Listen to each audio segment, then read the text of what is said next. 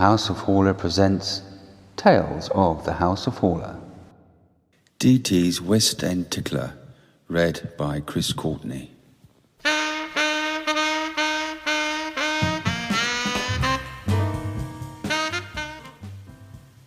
First theatre job.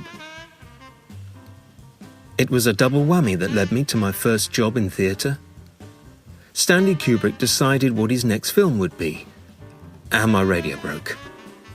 For many months, Kubrick had been bombarding Warner Brothers' European story department in Wardour Street with scripts and novels.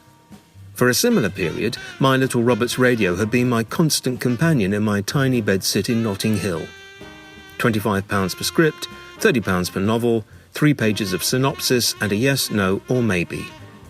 While the radio filled the basement with The Archers, The Test Match, Richard Harris warbling MacArthur Park.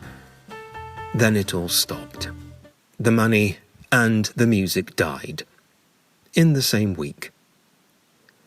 After 3 days and nights of the loudest silence, I walked to Earl's Court and the Empress Exchange, where my father worked as a telephone engineer.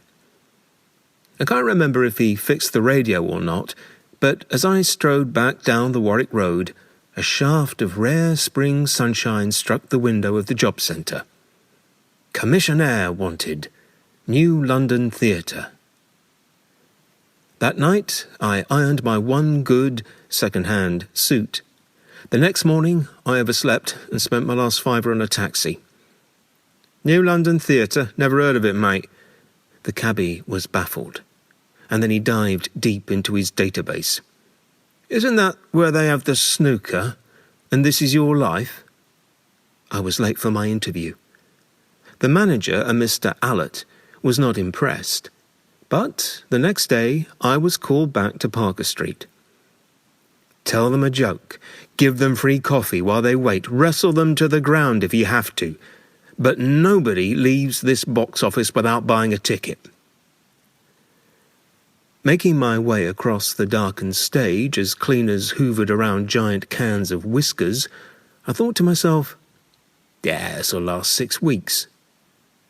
20 years later, the same Mr. Allett asked me to make an analysis of the show's sales trends to determine whether it was still viable in the West End. I spent 6 weeks casting the runes, imagining every foreseeable variable before concluding that, in all probability, it was time for Cats to make its final meow. For now, if not forever.